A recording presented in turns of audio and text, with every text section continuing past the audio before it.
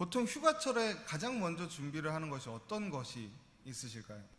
뭐 여행 계획을 세우거나 이런 것들을 준비하지만 저희들은 이제 여행 준비를 하고 목적지가 정해지면 아버지께서 운전을 하고 가셔서 기름을 가득 채워오십니다.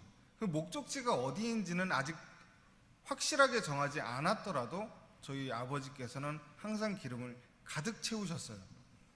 그 이유는 어디를 가든지 기름이 모자라지 않기 위해서 항상 가득 채우셨습니다.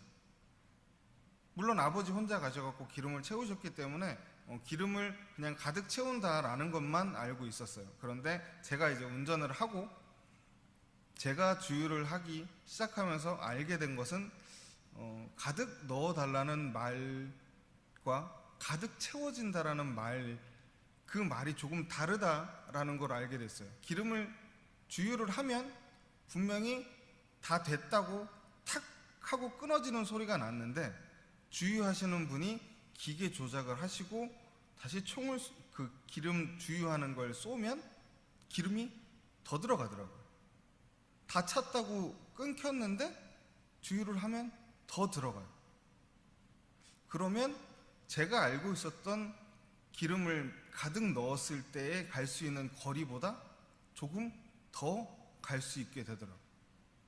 즉 가득 찼는데 그 부분 외에 조금 남아있는 부분, 그리고 연료가 들어가는 그 부분까지 해서 조금 더 넘치게 채워진 양입니다. 넉넉하다는 것, 기름이 넉넉히 채워져 있다는 것은 어찌 보면 휴가철에 운전을 하시는 분들한테는 굉장히 든든할 겁니다. 왜냐하면 내가 가는 목적지가 100km 정도밖에 안 되지만 언제 어떤 상황이 벌어질지 모르기 때문입니다. 고속도로를 타고 가다 보면 고속도로로 들어왔는데 주차장이 되어 있는 경우를 심심치 않게 발견할 수 있습니다. 그러면 기름이 목적지에 갈 만큼 혹은 그거보다 조금밖에 더 없다면 가는 내도록 조금 불안할 겁니다. 휴게소가 나올 때까지를 굉장히 기다리거나 아니면 휴게소가 나오지 않아 발을 동동 구르게 되는 경우가 생길 것입니다. 하지만 기름이 내 차에 가득 있다면 길이 좀 막혀도 조금 천천히 간다 생각하고 여유 있게 길을 나설 수 있게 됩니다. 이렇게 넉넉하다는 것, 오늘 본문의 37절에 바울은 이렇게 이야기합니다. 그러나 이 모든 일에 우리를 사랑하시는 이로 말미암아 우리가 넉넉히 이기느니라. 넉넉하다라는 것은 무엇을 뜻할까요? 물컵에 물이 가득 있는 상태일까요?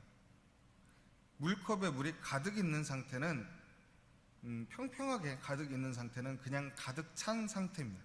그런데 넉넉히 있다라는 것은 건드리면 물이 쏟아질 것 같은 그 상황, 저에게는 넉넉하다라는 것, 그리고 그렇게 다가왔습니다. 그리고 넉넉하다라는 것,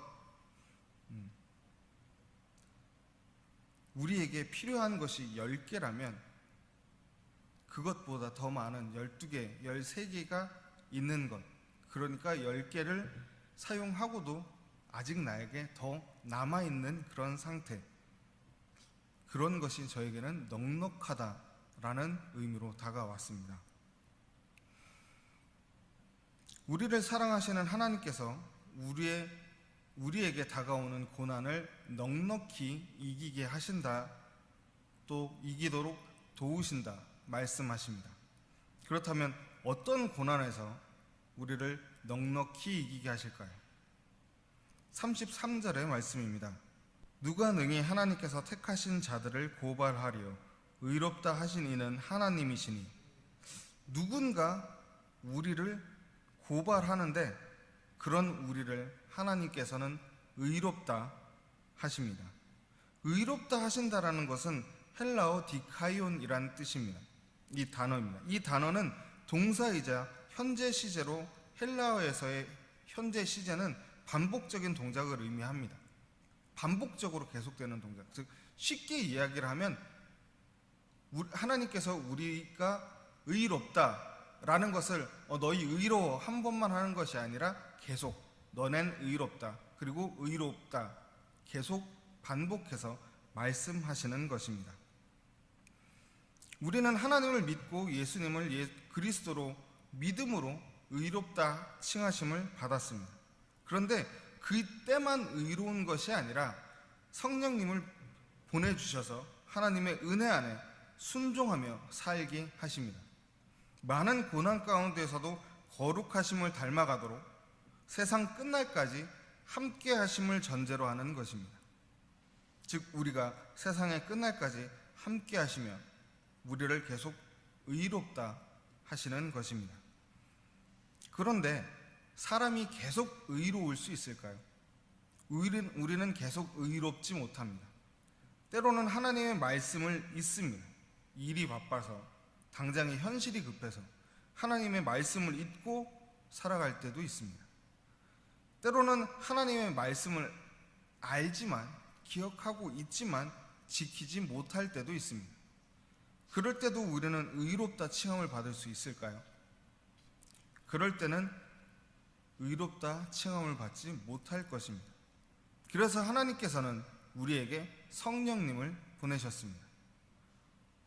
우리가 의롭지 못한 순간에 다시 의로울 수 있도록 도와주십니다. 우리가 성령님의 도움으로 다시 의로운 생활을 할 수 있도록 도우시는 것입니다. 하나님께서 우리에게 계속 의롭다 하시는 것은 이런 것입니다. 우리가 계속 의로울 수 있도록 도우시는 것. 처음 하나님을 믿고 예수 그리스도를 믿은 우리가 의롭다 칭함을 받고 삶 속에서도 계속 의로울 수 있도록 도우시는 것. 하나님께서 우리에게 넉넉히 의롭다 칭하시는 것입니다. 우리를 의롭다 넉넉하게 칭하시는 하나님께서 하나님께 우리를 간구하시는 예수님이 계십니다. 34절의 말씀입니다. 누가 정죄하려 죽으실 뿐 아니라 다시 살아나신 이는 그리스도 예수시니 그는 하나님 우편에 계신 자요 우리를 위하여 간구하시는 자시니라. 우리를 정죄하는 사람이 있습니다. 정죄를 한다면 우리는 그것에서 벗어날 수 있는 방법이 없습니다. 우리는 날마다 죄를 지으며 살아갑니다. 하나님의 말씀을 어기고 지키지 않으며 살아갑니다. 하나님의 말씀을 지키며 살아가는 날을 세는 게 그렇지 않은 날을 세는 것보다 훨씬 빠를 것입니다. 매일 하나님의 말씀을 어기고 사는 우리 모두가 죄인입니다. 그런 우리를 정죄한다면, 죄가 있다고 말한다면 맞습니다. 우리는 모두 죄가 있고 죄인입니다. 이처럼 매일 우리는 죄를 지으며 살아갑니다. 하나님의 말씀을 따르지 않고 내 생각과 내 힘으로 살아가려는 날이 많습니다. 교만하지 말라 말씀하셨지만 교만할 때가 많습니다. 다른 사람을 정죄하지 말라고 하신 말씀도 지키지 못합니다. 하나님보다 먼저 되는 우상을 만들지 말라고 하셨지만 그것도 지키지 못합니다. 하나님을 믿음으로 의롭다 칭함을 받았지만 예수님을 그리스도로 영접함으로 우리 죄를 사함 받았지만 끊임없이 죄를 지으며 살아갑니다. 그런 우리를 위해 예수님께서는 간구하신다 말씀하십니다. 우리를 위해 간구하신다는 말은 우리의 잘못된 행동들을 변호하신다는 말입니다. 계속 우리의 죄를 용서하신다는 말씀입니다.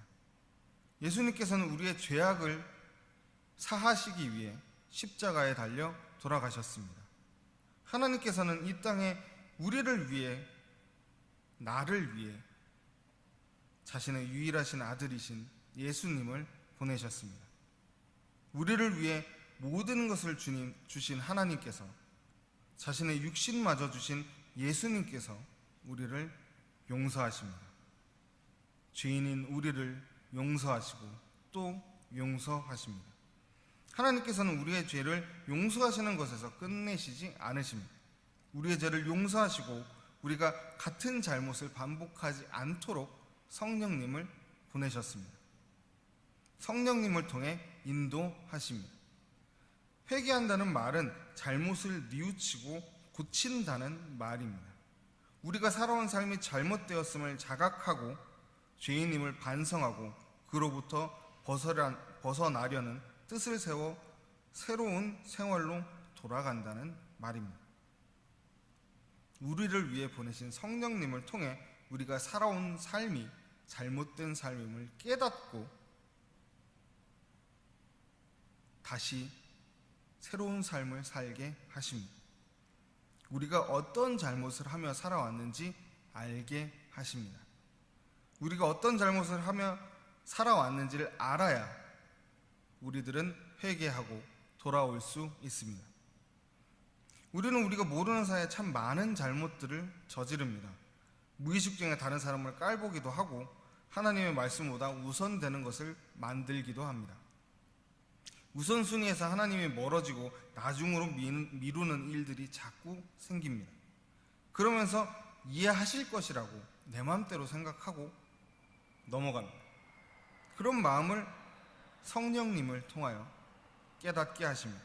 우리가 잘못하고 있었던 것을 깨닫게 하심으로 회개하게 하십니다.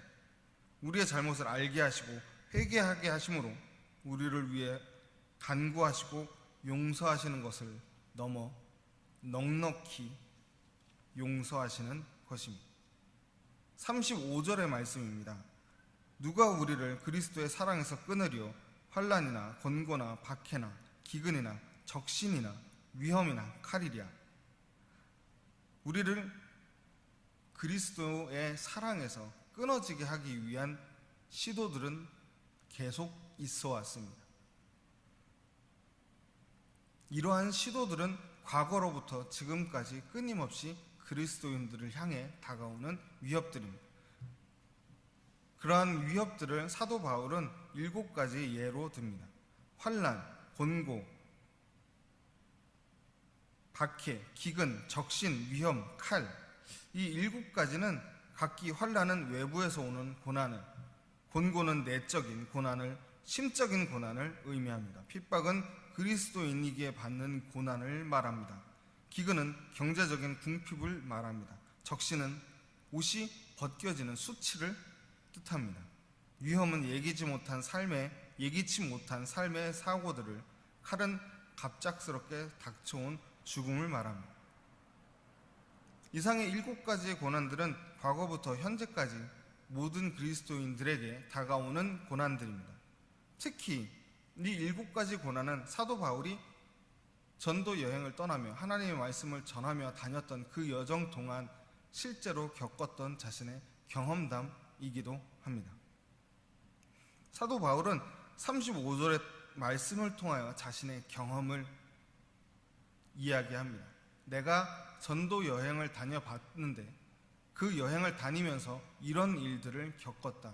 이런 위협들이 우리 그리스도인들에게 올 수 있다라고 이야기합니다. 그리고 36절을 통하여 그 강도를 이야기합니다. 기록된 바 우리가 종일 주를 위하여 죽임을 당하게 되며 도살당할 양같이 여김을 받았나이다 함과 같으니라. 그 고난의 강도가, 우리에게 다가오는 고난의 강도가 종일 주를 위하여 죽임을 당한다 말씀하십니다. 종일 죽임을 당하며 도살당할 양같이 여김을 받았다는 말은 그리스도인들을 공격하는 자들이 쉽게 공격하며 아무런 제약 없이 공격한다는 말입니다. 죽일 것처럼 공격한다는 말입니다. 우리가 상상하는 것 이상으로 공격하며 그 아픔이 죽을 것 같다는 말입니다. 죽을 것 같은 아픔과 시련이 종일 계속되고 너무 쉽게 우리를 공격하는 상황이 계속된다는 말입니다. 말만 들어도 굉장히 힘들고 너무나 괴로울 것 같은 이 상황에서 사도 바울은 그 다음 절인 37절에 이렇게 이야기합니다. 그러나 이 모든 일에 우리를 사랑하시는 이로 말미암아 우리가 넉넉히 이기느니라. 종일 죽을 것 같은 아픔이 계속 되는데 너무 쉽게 사람들이 우리들을 공격하는데 그러한 것을 이길 수 있는 힘을 주신다고 이야기합니다. 우리에게 오는 시련을 이길 힘을 주신다고 말씀합니다. 그런데 그냥 이기는 것이 아니라 간신히 이기거나 동수를 이뤄서 이기는 것도 아니라 넉넉히 이길 힘을 주신다 말씀합니다. 하나님의 사랑을, 그리스도의 사랑을 차고 넘치도록 주신다는 말입니다. 우리에게 이런 고난과 시련이 오는 이유는 우리를 그리스도의 사랑에서 끊어내, 그 사랑에서 멀어지게 하기 위함입니다. 우리가 하나님의 사랑을 떠나고 그리스도를 떠난 삶을 살게 하기 위함입니다. 그런데 우리를 떠나게 하기 위한 시련이 닥치면 하나님께서는 그 시련을 주는 그 사랑 앞에 더 큰 사랑을 주신다는 겁니다. 즉, 나를 공격하는 그 사람 앞에서 하나님은 우리에게 그 고난을 이길 수 있는 더 큰 사랑을 부어주신다는 말입니다. 하나님의 사랑이 우리에게 넘치면 그 어떤 고난도 이길 수 있습니다. 사랑하는 사람을 만나 연애를 할 때 집안의 반대에 부딪히면 그냥 생각하기엔 헤어질 것 같은데 보면 그렇지 않은 경우들이 있습니다. 서로를 너무 사랑하면 양가 집안에서 반대를 하면 할수록 더욱 격렬하게 사랑하고 더욱 단단하게 뭉치는 것을 볼 수 있습니다. 이런 고난으로는 우리의 사랑을 갈라놓을 수 없어 하면서 더욱 열심히 서로를 사랑하고 아끼고 배려합니다. 작은 것 하나라도 더 챙겨주려고 하고 노력하고 또 배려합니다. 세상의 어떤 고난도 두렵지 않습니다. 나를 사랑해주고 사랑하는 사람이 있기에 이겨낼 수 있습니다. 서로에게 충분한 사랑을 주고받기에 그 시련을 이길 힘이 생깁니다. 또 한 가정에서 충분한 사랑을 받은 아이들은 자존감이 높다고 합니다. 다른 사람들이 놀려도 장난을 심하게 쳐도 그것을 유쾌하게 넘길 수 있습니다. 자신의 생각을 당당하게 말할 수 있습니다.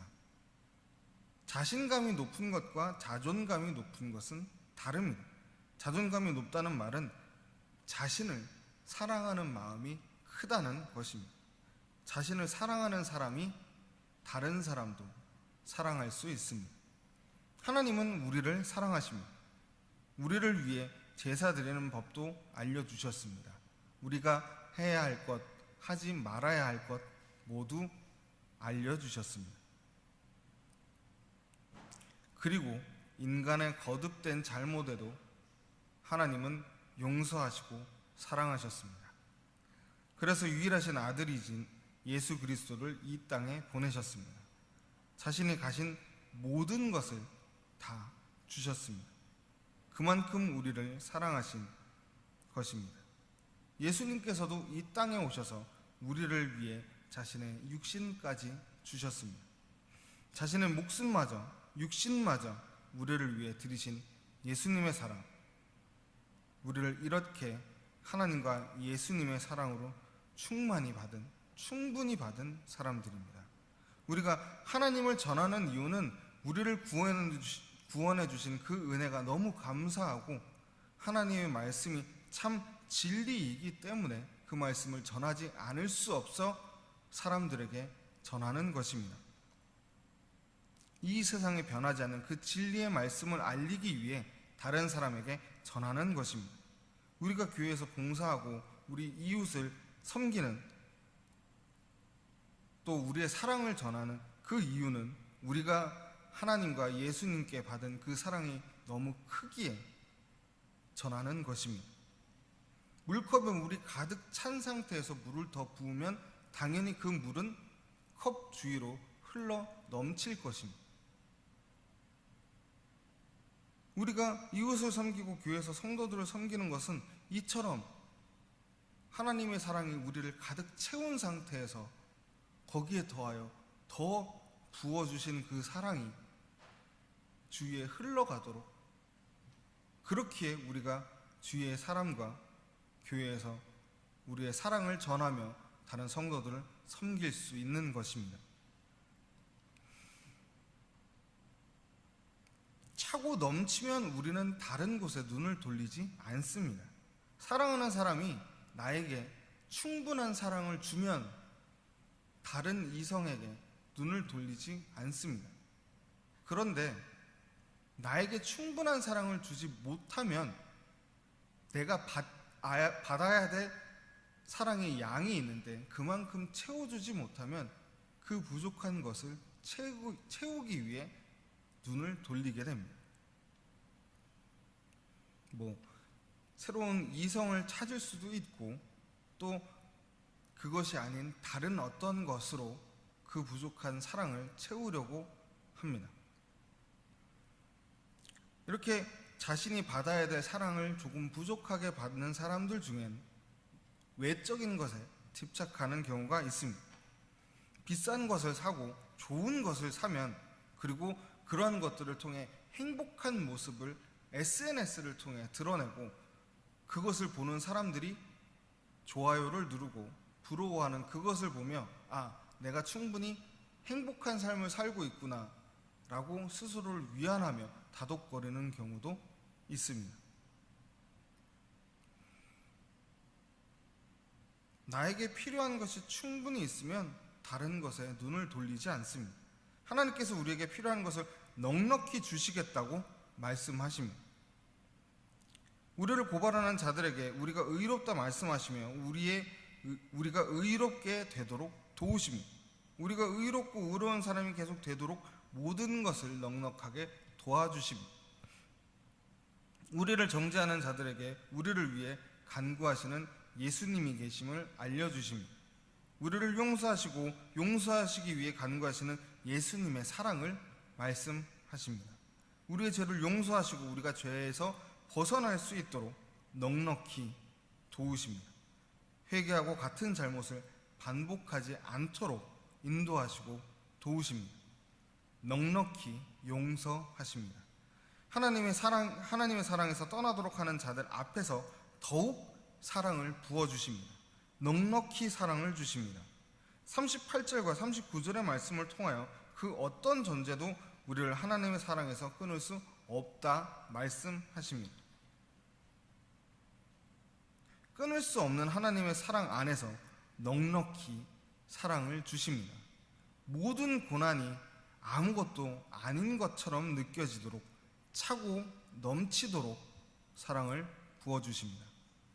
이렇게 넘치도록 부어주시는데 우리가 다른 것을 구할 필요가 있을까요? 우리에게 필요한 것은 오직 하나님의 사랑 안에 거하는 것입니다. 아무것도 우리를 하나님의 사랑 안에서 강제로 끊어낼 수는 없습니다. 하지만 우리 스스로 나아갈 수는 있습니다. 아무것도 하나님의 사랑에서 끊어낼 수는 없지만 우리 스스로 나갈 수는 있기에 우리가 항상 노력해야 합니다. 하나님께서 넉넉히 이길 힘을 주시는 것은 하나님의 사랑 안에 있을 때에 주시는 것입니다. 하나님의 품을 떠난 자에게 하나님은 사랑을 주지 않습니다. 아니, 주실 수 없습니다. 탕자의 비유에서 재산을 가지고 나간 둘째 아들이 모든 재산을 탕진하고 어려움을 겪을 때 아버지는 그 아들의 어려움을 알지 못했습니다. 왜냐하면 너무 먼 나라에 둘째 아들이 있었기 때문입니다. 그리고 아들이 집으로 돌아왔을 때 아버지는 그 아들의 어려운 사정 또 어려움을 알게 되었습니다. 그래서 제일 좋은 옷을 내어다가 입히고 손에 가락지를 끼우고 발에 신을 신겼습니다. 아들의 필요를 알고 그 필요를 채운 것입니다. 아버지를 아버지 아들이라 칭함을 받지 못하겠다는 아들을 위해 잔치를 베풀고 마을 사람들을 초대하였습니다. 물론 하나님과 이 탕자의 비유에 나오는 아버지와는 많은 차이가 있습니다. 하나님께서는 우리가 어디에 있든 우리가 어떤 상황이든 우리의 모든 것을 알고 계시고 우리의 모든 필요를 알고 계십니다. 하지만 우리가 구하지 않으면 기다리십니다. 마태복음 7장 7절과 8절의 말씀입니다. 너무나도 유명한 말씀입니다. 구하라 그리하면 너희에게 주실 것이요 찾으라 그리하면 찾아낼 것이요 문을 두드리라 그리하면 너희에게 열릴 것이니 구하는 이마다 받을 것이요 찾는 이는 찾아낼 것이요 두드리는 이에게는 열릴 것이니라. 우리가 구하고 찾으면 구하면 주시고 찾으면 찾을 것이고 문을 두드리면 그 문이 열릴 것이라 말씀하십니다. 즉 우리가 구하는 그 모든 것을 주실 것이라 말씀하십니다. 하나님의 품 안에 있으면 모든 것을 넉넉히 주십니다. 필요에 따라 필요한 것을 넉넉히 주십니다. 우리가 이 세상을 살아가며 받는 모든 고난을 이길 힘 또한 넉넉히 주십니다. 그럼 우리가 해야 할 것은 하나님의 품 안에 있는 것입니다. 이스라엘 민족들도 이스라엘의 왕들도 하나님의 역사하심과 기적을 체험하였습니다. 그럼에도 불구하고 하나님의 품에 끝까지 있지는 못했습니다. 못한 왕들이 너무나 많습니다.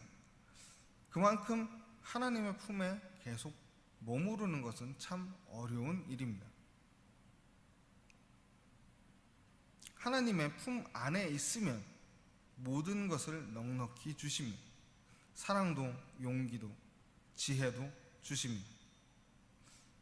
하나님의 품을 떠나면 이 모든 것이 사라지는 것이 아니라 모든 것을 주실 준비를 하고 우리들이 다시 돌아오길 기다리고 계십니다. 돌아올 수 있도록 그냥 방치하시는 것이 아니라 도와주시며 인도하십니다. 그러다가 하나님의 품으로 돌아오면 넉넉히 위로하시고 우리에게 세상을 이길 힘을 다시 넉넉히 채워주십니다. 우리가 해야 할 것은 하나님의 품 안에, 하나님의 사랑 안에 계속 머무르고 거할 수 있도록 끊임없이 노력하며 기도하고 말씀을 보고 묵상함으로 하나님께 나아가는 것입니다. 하나님의 품 안에 거할 때 세상을 이길 넉넉할 힘을 주시는 그런 하나님의 사랑을 믿고 세상을 향해 담대히 나아가시는 저와 여러분이 되었으면 좋겠습니다. 기도하겠습니다. 사랑과 은혜가 풍성하신 하나님 아버지, 오늘 저희에게 주신 이 말씀처럼 저희가 하나님의 사랑 안에 거하며 넉넉히 주시는 하나님을 믿음으로 담대히 나아가고 또 그 안에 거하기 위해 끊임없이 노력하는 저희들이 될 수 있도록 인도하여 주시옵소서. 저희들의 삶을 인도하시고 지켜주실 우리 주 예수 그리스도의 이름으로 기도드립니다. 아멘.